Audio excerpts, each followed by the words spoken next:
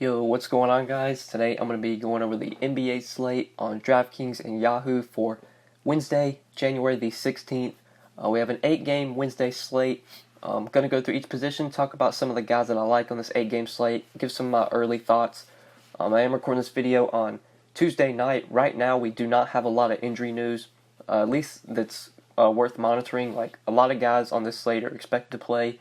Like, some of the injuries we have, like Chris Paul obviously has been out for a while. Ricky Rubio, like injuries we've had in the past. There's no like key questionable tags. Maybe a few with like Marcus Smart, Fred VanVleet, Dennis Smith Jr., maybe like Shabazz Napier, but not any big injuries we have to watch.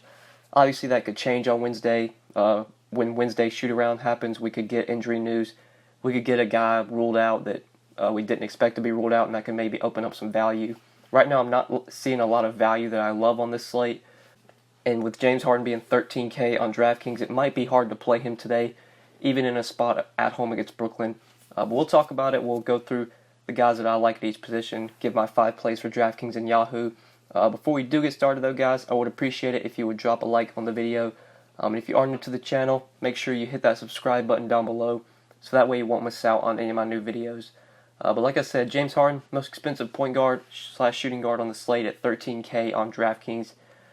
Right now, looking at this slate, I'm not seeing a lot of value, and it's going to be pretty tough to pay $13K for James Harden today. His price tag's gotten to a point where it's actually, you have to really decide, is he worth this price tag? You're going to need at least 70 DraftKings points from Harden for him to be a good play. If he gets 60, 65, I don't think that's going to be good enough at this price tag. Over on Yahoo, though, it's kind of a different story. If we look at the pricing here, James Harden and Anthony Davis are the two most expensive players. They're both $59, and I think James Harden is definitely playable on Yahoo. I'm going to have a lot of exposure to him. We do need to watch the status of Eric Gordon. Eric Gordon is questionable. That's one of the key injuries we might need to watch on this slate. If Eric Gordon plays, that's a little bit of a downgrade for James Harden. He's still going to run the offense. He's still going to be the guy that's going to obviously go out there and handle the ball a ton, take up the most shots, the most usage. But Eric Gordon coming back does take a bit of a hit to James Harden. Even if Eric Gordon comes back on Yahoo specifically, I would still play James Harden over Anthony Davis. I was able to fit in on the last slate. I was able to fit in a couple lineups with both guys because there was plenty of value. We'll see if some value opens up and we can fit in Harden with Davis. But right now it's looking pretty tough to do that, especially on DraftKings where Harden's $13K. Anthony Davis is $11,800. If Eric Gordon comes back, I don't think I'm going to be paying $13K for James Harden. If Eric Gordon's out and we get James Harden, with his 50% usage rate, and we get some value on this slate that opens up, then paying up for James Harden obviously does make sense. The guy still has a massively high floor and a pretty high ceiling, playing without Paul, without Capella, without Eric Gordon. But let's talk about some other point guards on this slate. If I'm not going to Harden, I don't like a lot of the top tier guys. Like Donovan Mitchell's price has gotten to a point where I don't think he's really a necessity. Steph Curry's over $10K. He's in a good spot against the Pelicans, but it's just hard to predict when Steph Curry's going to put up that big game. Not really a guy I'm prioritizing on the slate. I think Drew Holiday at $8,200 would probably be my favorite play if you're paying up at this position. But I do want to talk about some cheaper options. If we want to go a little bit cheaper, I think there is potential value here. So right now, Dennis Smith Jr. is questionable for this game against San Antonio. With the trade talks coming out for Dallas, I imagine Dennis Smith Jr. does not play today. They're expected to most likely trade him, so I don't see him playing again for the Mavericks this season. So Jalen Brunson, $4,400 on DraftKings, and minimum price on Yahoo, I think is definitely a good value play today if Dennis Smith Jr. does indeed sit out this game. We do already know that J.J. Barea is out for the season. DSJ is out. Jalen Brunson pretty much is like the only healthy backup point guard they have. Luka Doncic is going to handle the ball a ton, going to play a lot of minutes at point. But Brunson should see a lot of good run off the bench. He played 30 minutes in their last game against the Warriors. Only put up 19 fantasy points, but if we're going to get 30-plus minutes out of Jalen Brunson, especially on Yahoo where he's minimum price, and even on DraftKings at $4,400, I think he is definitely in play as a value option. Now, if Dennis Smith Jr. plays, we are definitely going to want to look a different direction, not going to want to play Brunson if Smith Jr. is in. But if Smith Jr. is out, which I expect he will be, I don't mind Jalen Brunson as a cheap value option, especially on a slate where we do have studs we're going to want to try and pay up for. Brunson's definitely in play for me as a value play. But let's go ahead and move on to shooting guard. That's the guy I want to mainly touch on. Not a ton of guys at point guard really stand out to me today. So moving on to shooting guard, obviously Harden up top here. We'll talk about some of the other guys though, like Luka Doncic at 8,400. I still think it's in play. The guy's just handling the ball so much. Without DSJ, without JJ Barea, he's playing point guard pretty much to start off the game. Brunson will come in and handle the backup duties, but we're getting Luka out there handling the ball a ton. Obviously, that helps to get him more assists, just more opportunities for more fantasy points. Even in a tough spot against San Antonio, not the most ideal spot, I still like Luka at 8,400. Drew Holiday might be the more appealing play since he's 8,200 and he's facing a Warriors team that does play fast. Right now, this game has like the highest total on the slate at about 240. That New Orleans Golden State game is going to be a game we want to get some exposure to. Drew Holiday might be more appealing. I do like both guys though, Luka and Holiday, if you're going to that price range at shooting guard. And then trying to hit on some value plays here. Not a ton sticks out to me, but there are a couple guys I want to mention. So right now, Marcus Smart is questionable. If Marcus Smart misses, I think Jaylen Brown at 4,600 on DraftKings is definitely in play for value. I expect Jaylen Brown will start if Marcus Smart is out, and I expect he plays 30-plus minutes if Marcus Smart sits. I like Brown a lot on DraftKings. Over on Yahoo, it's a different story. He's $20 over here. Definitely don't think he's as necessary on Yahoo. But on DK at 4,600, if Marcus Smart sits today, I think Jaylen Brown definitely in play as a value option if you're trying to go cheap at shooting guard. And that's probably it for shooting guard value plays. There's actually one more guy I want to talk about. He's shooting guard and small forward eligible. Well, actually two guys. So if Fred VanVleet sits, I expect DeLon Wright picks up a few more minutes. He's the same price, though, as Gerald Green, and I think I would much rather play Gerald Green today. I really like Gerald Green as a value option. Like him a lot on DraftKings, and on Yahoo he's $11. I think he's a really good value play. So right now we do know that Daniel House is going to be sent back to the G League, which should open up a lot of minutes for Gerald Green. House has been playing about 30 to 34 minutes a game. I think Gerald Green picks up a lot of those minutes. He did play 30 minutes in the last game against Memphis. I expect he probably starts here, and I expect he probably plays 30-plus minutes. Playing alongside James Harden is not really helpful for Gerald Green, but Harden is going to drive to the hole and then be able to kick out to Gerald Green, and hopefully he can make some open threes in this matchup with the Nets. He should be able to get opportunities at least. And on DraftKings, I like him a lot, where you get the half-point bonus for three-pointers. I think Gerald Green does provide us some upside today at 4,300. Like him quite a bit. I expect he starts today with House going to the G League. But that's probably it for shooting guard value plays. Moving on to small forward now. We got Giannis and KD at the top here, Kawhi as well. None of these three guys are really guys I'm trying to prioritize today. Like Giannis, not the most ideal spot against Memphis, even at 11K, even though he's cheaper than Harden and cheaper than Davis. Probably won't be going there. It's a back-to-back for the Bucks as well. KD at 9,800, I like that price and I like the matchup, but hard to prioritize KD. Hard to pick when he's going to have one of those big games. Kind of it's been like that all year with the Warriors. I don't really play Warriors guys unless it's like a really short slate. When it's a big slate like today, when we have eight games, you just want to go to the guys like James Harden, Anthony Davis, the guys you can know or you can lock in for 50, 60 plus fantasy points on a nightly basis. So don't see myself really going to KD. Kawhi's in a tough matchup with the Celtics. He's also 9,600, which doesn't feel like the most appealing price. And Kyle Lowry is also healthy, so don't really see myself paying up for small forward today. Going to this mid-range, looking here, there really isn't a ton of appealing plays that stick out to me. If Rudy Gay is able to go today, which it looks like he will be, at 5,300, I could see wanting to play some Rudy Gay if he's fully healthy and he's not going to be limited. But value here is pretty thin. You can play Gerald Green here, who I do like if you want to go to him as a value play. You can play PJ Tucker on DraftKings, who I don't mind at 4,700, but I do like PJ Tucker quite a bit over on Yahoo. He's only $13 over here at power forward.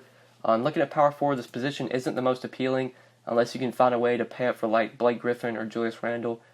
There isn't a ton of plays that stick out to me at this position, so I think PJ Tucker makes some sense over on Yahoo. Even on DK, you can still play him at 4,700. But on Yahoo, where you get 3 points for defensive stats, for 3 points for a steal and a block, I think that definitely puts PJ Tucker in play. He's very good at picking up defensive stats. I expect he plays a ton of minutes here. He did pick up some minutes at center with Clint Capella out, and I expect the Rockets will run some small ball lineups where they have PJ Tucker playing center. I'd project him for probably 36, 37 minutes here against a Brooklyn team that is not the best defensive team, does struggle against quote-unquote bigs. We'll see Tucker play some center here, and he should be able to pick up a few more rebounds playing center. So PJ Tucker at $13 on Yahoo, I do like quite a bit. On DraftKings, you can play him at $4,700, but probably better value will open up as the day goes on.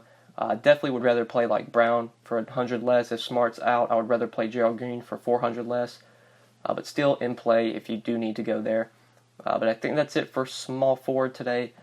So let's go ahead and move on to power forward now. So we do have Anthony Davis at the top here, $11,800. I like AD quite a bit on DraftKings, where he's $1,200 cheaper than James Harden. Over on Yahoo, I think James Harden's just the better play because they're the same price, and I would project Harden for more points. But AD's cheaper on DraftKings, significantly cheaper. And I do like to spot a lot for him against the Warriors team that plays very fast. This game has a lot of appeal. I expect a lot of points to be scored in this game. I expect the game to be close as well. Right now it has a 6-point spread, I believe. The Warriors are favored by 6. So it's expect to be a close game, expect to be a high-scoring game. Sets up well for Anthony Davis. He did not do that great earlier this year against the Warriors. I think he had like 46 or 47 fantasy points. If I can find it in the game log here on Yahoo, let's see if I can find that game against the Warriors. Because I know they played at least once this year, and AD didn't have the best game. On October 31st, they played, and AD played 41 minutes, only 42.9 fantasy points, or Yahoo fantasy points, 17, 12, and 7, with a block and 2 turnovers. Not a great game from Anthony Davis, but I would expect a much better game out of him here. The dude's just been playing out of his mind lately. Has a ton of upside, has just as much upside as James Harden. And in a fast-paced game that's expected to be close, have a ton of interest in Anthony Davis. On Yahoo, I would rather play Harden. On DraftKings, I think I would rather play Davis since he's a lot cheaper.